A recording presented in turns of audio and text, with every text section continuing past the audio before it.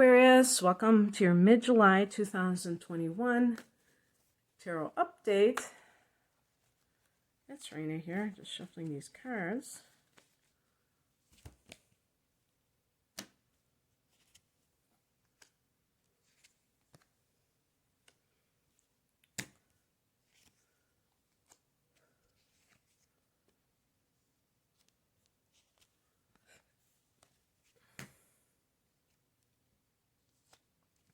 Taking an additional card.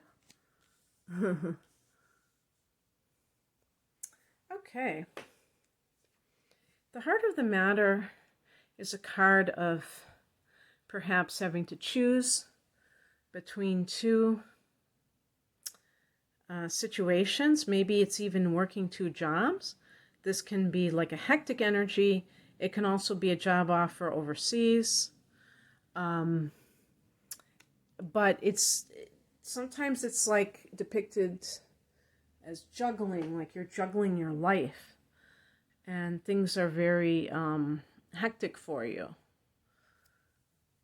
In the past position, we have the Ace of Wands. So if you felt like your life has kind of recently taken a new turn, like you've had a new,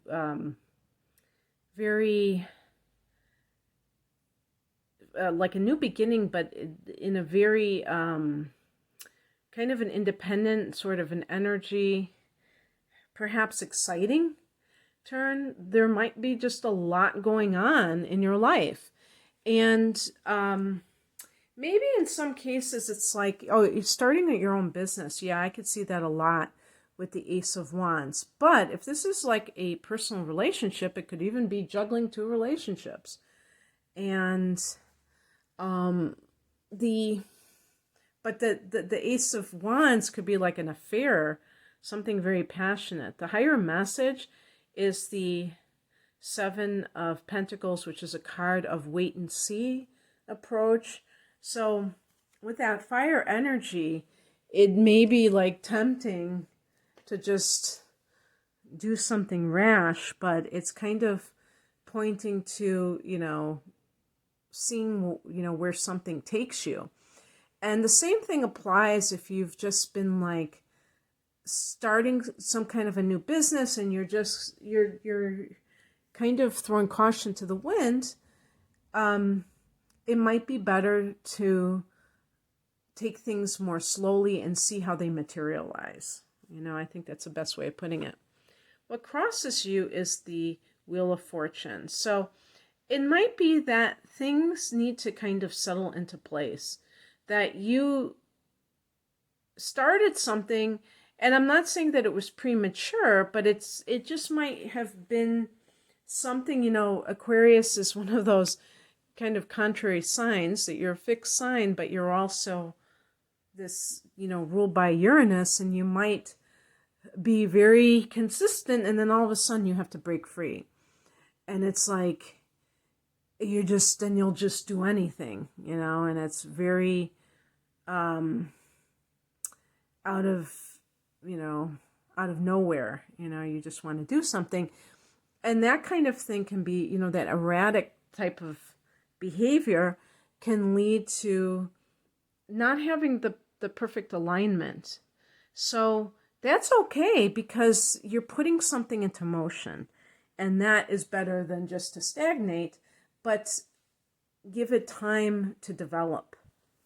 Don't be overconfident, and because the Wheel of Fortune is connected to Jupiter, and sometimes Jupiter is it's expansive, but it's like overly expansive. It exaggerates. If something good is happening, it thinks it's going to just be like always like that, and the person doesn't take into account that something, doesn't have like a plan B or anything like that.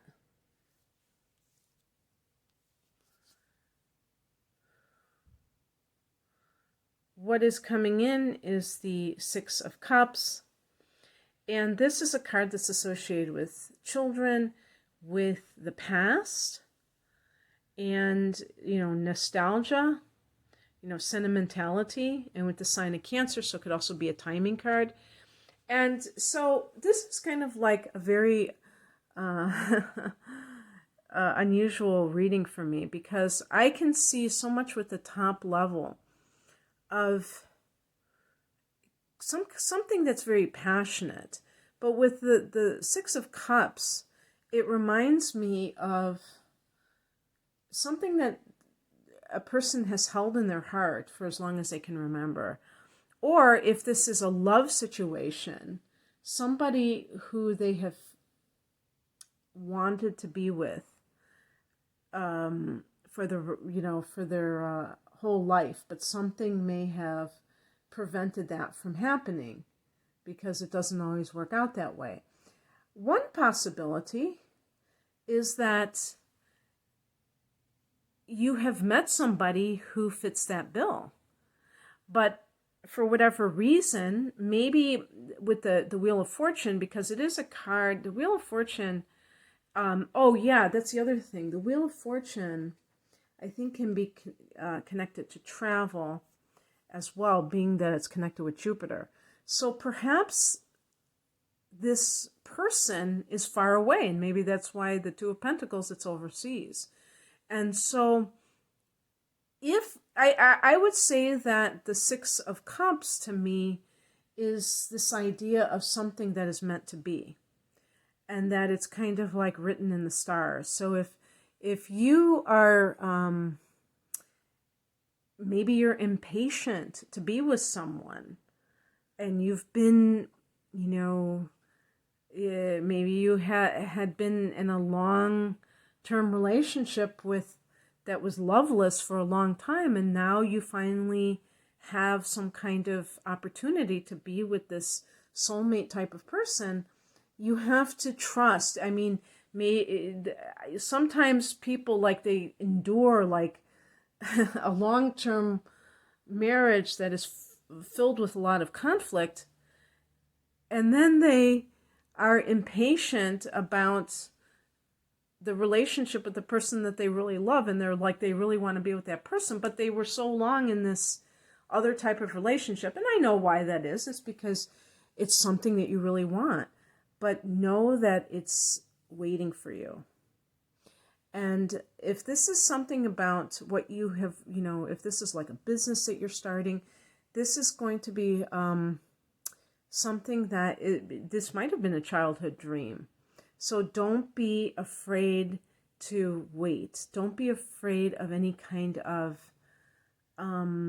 situation where it feels like it's not happening on your timeline, because it is meant to be. Now, I got this as an outcome card, the Eight of Swords, and I don't end with those kind of cards. I did end with the Ten of Swords, which I usually don't either, but I'm going to this time.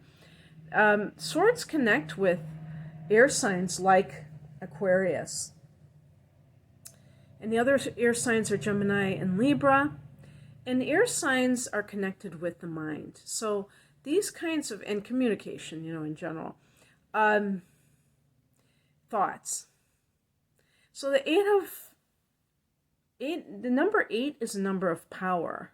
But in this case, it's, thoughts can empower and thoughts can disempower. So you have to make sure that your thoughts are on your side.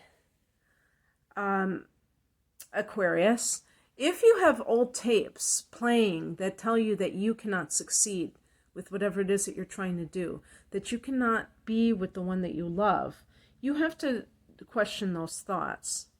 It's not enough to simply push them away. You have to replace them with thoughts that are can-do kind of things, that are in the affirmative. And maybe this is part of your evolution. Maybe this is what has led to a past situation that you tolerated far too long, and you knew that it was negative, but you stayed in it. And now you have broken free, and you have to now you know, kind of upgrade your thoughts. So I did pick an additional card. This is the Ten of Swords. Now, this can be a card that's associated with betrayal, but it's also a card, because of the number 10, of the end of a cycle of this negativity, meaning that the worst is over. So I'm going to take that as the interpretation for this. So whatever the saga is that has occurred in your life, the worst is over. And just to let you know, I mean, this reading is for the first 2 weeks of July. Well, I guess it's more like the 4th week, but on July 23rd, there's going to be a full moon at 1 degree of Aquarius. And then a month later, there's going to be a blue moon in Aquarius at 29 degrees of Aquarius. So you're going to get 2 full moons in your sign. So that's an even more reason for me to end with this card, because full moons can bring things to completion. And that can put it to rest, finally, so you can move on with your life. That's what I have for you, Aquarius. I hope that you resonated with this. If you would like a private reading, the link is below. Thank you for watching. Take care. Bye.